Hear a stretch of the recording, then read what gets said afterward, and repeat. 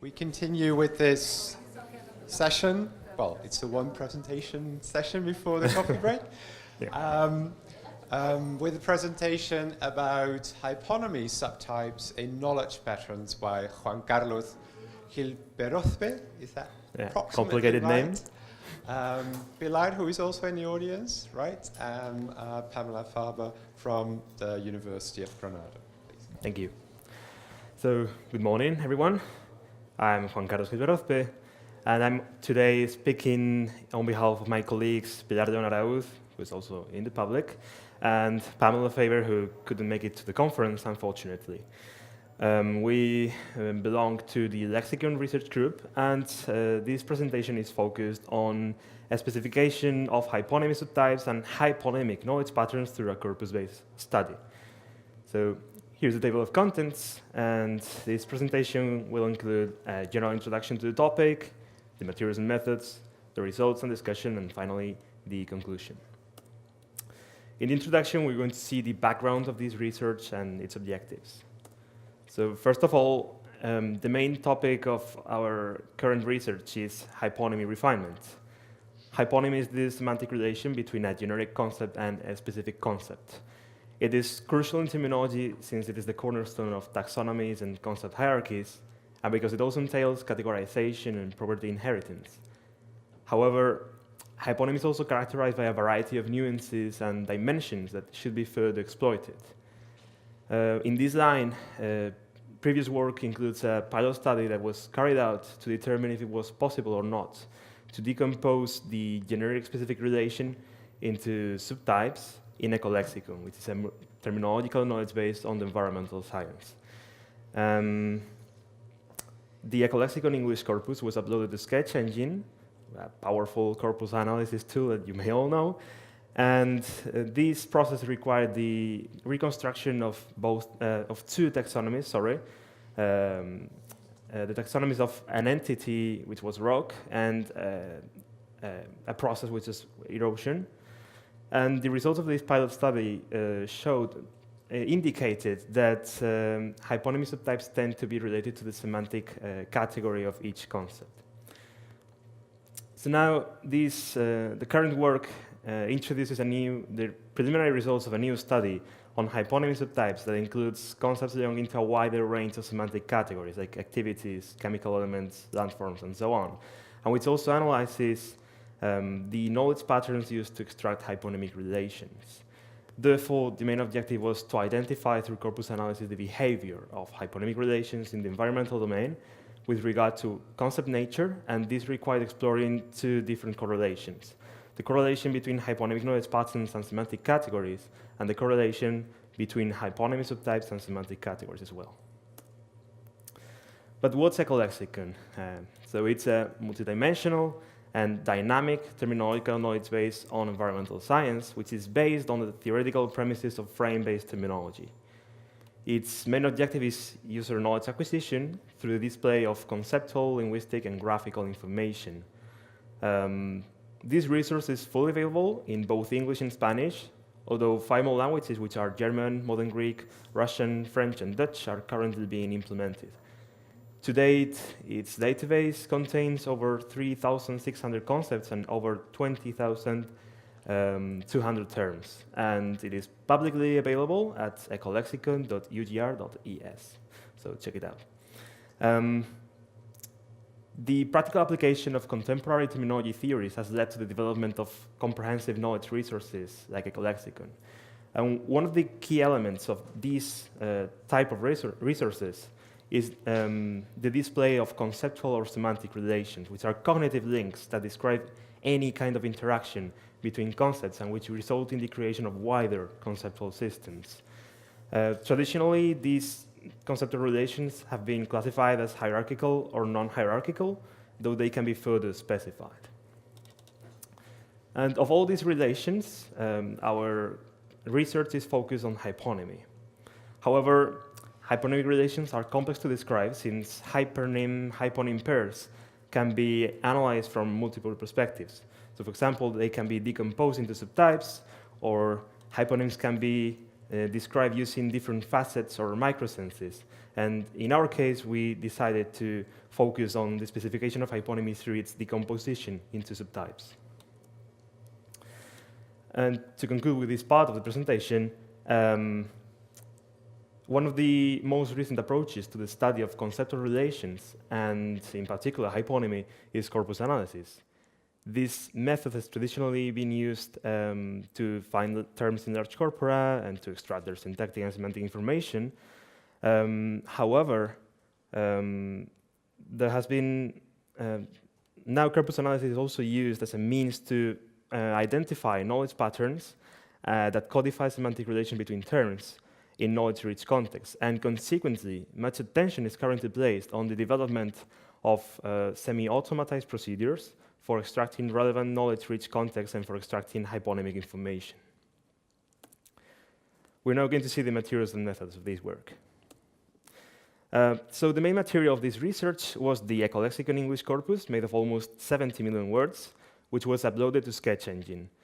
Sketch Engine was then used for applying both default and customized word sketches and for filtering the corpus to obtain hyponymic concordances. So as previously said, this research had two main targets: studying hyponymic knowledge patterns and studying hyponymic subtypes. In relation to analyzing hyponymic knowledge patterns, a series of customized hyponymic word sketch grammars was applied to the Ecolexicon English corpus. This created a filtered subcorpus only composed of hyponymic concordances with over 900,000 potential hyponymic concordances. So due to the amount of information, it was required to carry out a manual process of data extraction to obtain a representative sample of the whole corpus. So a randomized portion was selected, obtaining a total of 3,133 positive hyponymic concordances. And this information was then classified for the subsequent analysis, paying special attention to the type of pattern and to the semantic category of each concept, of each concordance. And in relation to the second part of the analysis, the hyponymy subtypes analysis, 109 hypernyms found in Ecolexicon were manually selected and then analyzed using the default modifier word sketch in Sketch Engine. Again, it was required a manual process of data selection to obtain a representative sample, and this resulted in a selection of 1,912 hypernym-hyponym pairs, which were then classified for analysis, but this time paying attention to the hyponymy subtype and to the semantic category as well of each pair. Let's now see the interesting part, the results and the discussion of this work. But due to time restrictions and to the amount of information, we're going to check just the most representative examples of each analysis. So, sorry. In relation to the hyponymic knowledge pattern analysis, 3,133 concepts were classified in 21 different semantic categories. The most frequent ones were life form with 21%, chemical element with 19%, and substance with 16%. In relation to the knowledge patterns that were identified, they were a total of 125 different ways to express hyponymy, which were classified in common categories depending on how they express hyponymy. In total, there were 10 different categories, and the most frequent ones were exemplification patterns, 47%, selection patterns, 14%, and itemization patterns, 8%. But clearly, exemplification patterns were the most predominant of all. Because of the quantity of information contained in exemplification patterns, they were typical of the most frequent semantic categories. So in this case, substance, life form, and chemical element. The amount of exemplification patterns per semantic category is in relation to the ratios of semantic categories of the whole sample. So this seems to indicate that exemplification patterns present a universal value. If we take a look at the selection patterns to the right, we also see that the most frequent semantic categories are substance, life form, and element. And if we take a look at the shape of this figure, we see that it's the same shape to the figures of the itemization and inclusion patterns, with also substance, life form, and chemical element as the most frequent semantic categories. So these four knowledge patterns appear to link any concept on a non-preferential basis. But if we take a look deeper, it's interesting to see that they link concepts that are typically categorized in scientific classifications, like life form, like chemical element. We see a difference if we check out the identification and denomination patterns, where the proportions of the most predominant semantic categories were also high, but here we note a higher presence of technology, process, and phenomenon concepts. Identification and denomination patterns tend to have like an explanatory structure to describe a concept. So they are ideal for expressing concepts of complex understanding, like technology, like phenomenon. And the same could also be true of definition patterns, where technology and phenomenon share the second position, right after substance. And definition patterns include structures that tend to define a concept in terms of its superordinate, so they are ideal for expressing this kind of complex concepts. And as for range patterns, they are quite interesting because time period is in the first position, and we can also see a significantly higher presence of measure, which had little or no relevance at all in the previous patterns. So these patterns are clearly ideal for expressing distance, time, space, intensity, etc. And regarding the second analysis, the hyponymy subtypes analysis, 1,912 concepts were classified in 13 different semantic categories, similar to the previous categories. But this time, the most predominant ones were activity with 16%, substance with 15%, and construction with 12%. And as for hyponymy subtypes, we identified 32 different subtypes of hyponymy, taking into account the shared feature of the hypernym-hyponym pairs. The most activated hyponymy subtypes were function-based and patient-based hyponymy with 11%, and location-based and composition-based hyponymy with 10%.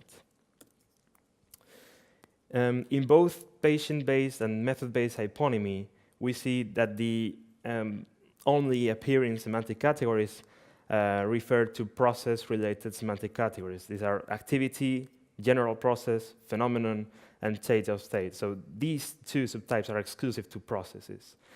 Both natural processes, like phenomenon, like change of state, and artificial processes, like activity, which is usually done by an agent.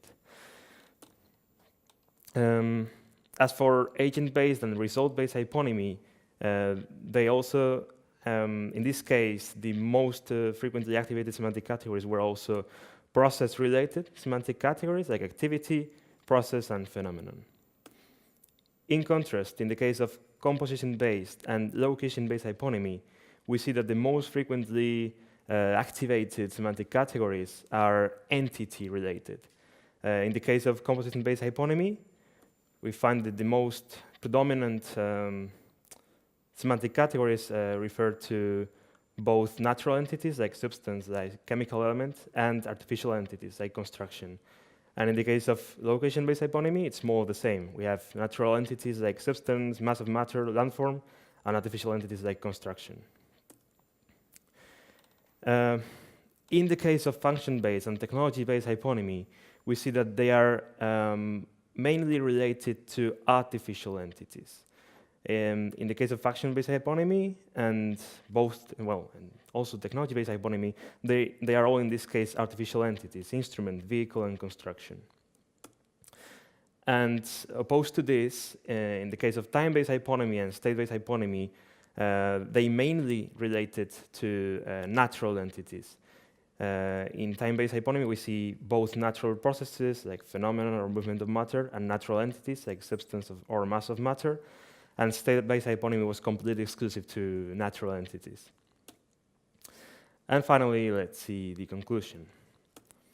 So regarding the correlations between hyponymic knowledge patterns and semantic categories, we found that certain patterns like exemplification, selection, itemization, and inclusion knowledge patterns tend to relate to those concepts that are commonly categorized in scientific classifications, like life form, like chemical element.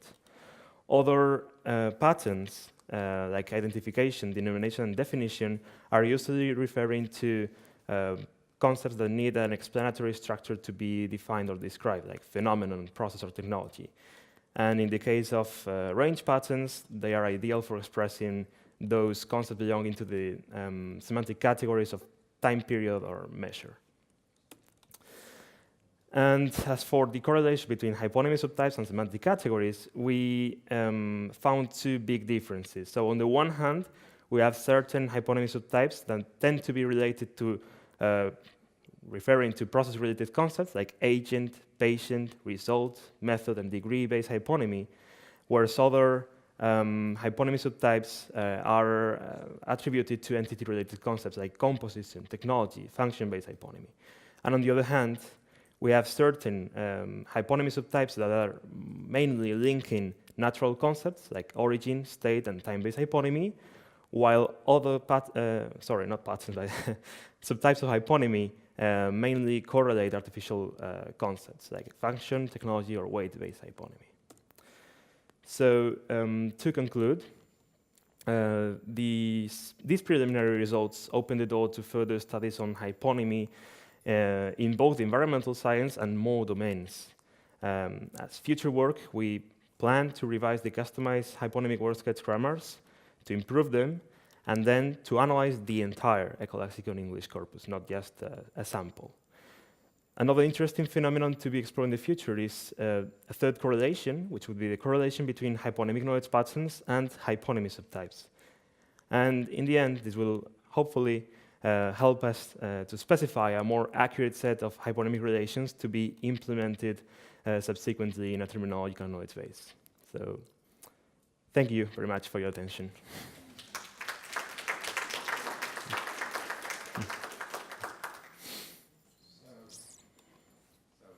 Questions?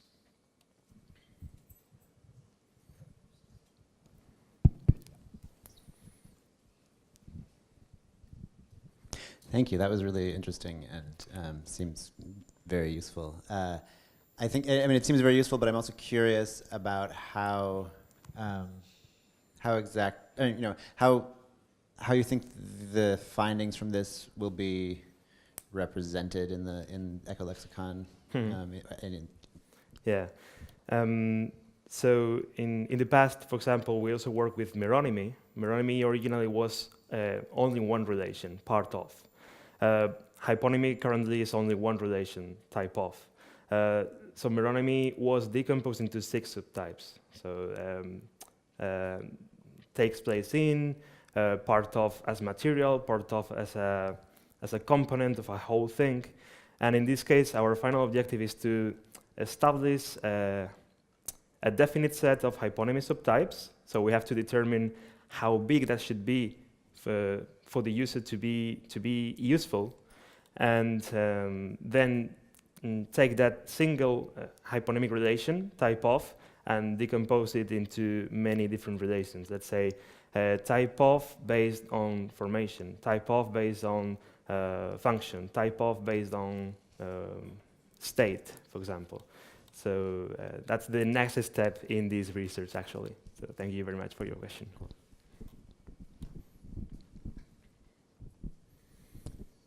More questions? Well, I have one. Did you also look at the salience that these knowledge patterns could express? Like, one, of course, you're dealing with a specific domain, but still, with these relations, some will be better examples, will be more prototypical examples, hyponyms than others. Did you look at correlations between them? Salience in what sense? As a prototypical category, if you have your hyponym and then you have examples of hyponyms, some will be more better examples. It will not be the yeah, same. of course. So So- did you see any correlations there with the specific knowledge patterns, like the range knowledge pattern? Seems to be a good Actually, candidate for. here we have some few examples of each kind of knowledge pattern that we found. Well, as we show in this picture, there were a total of 125 knowledge patterns, so it was impossible to show in this presentation every single knowledge pattern. But yeah, there was a correlation between each type of category of knowledge pattern and the way they express hyponymy.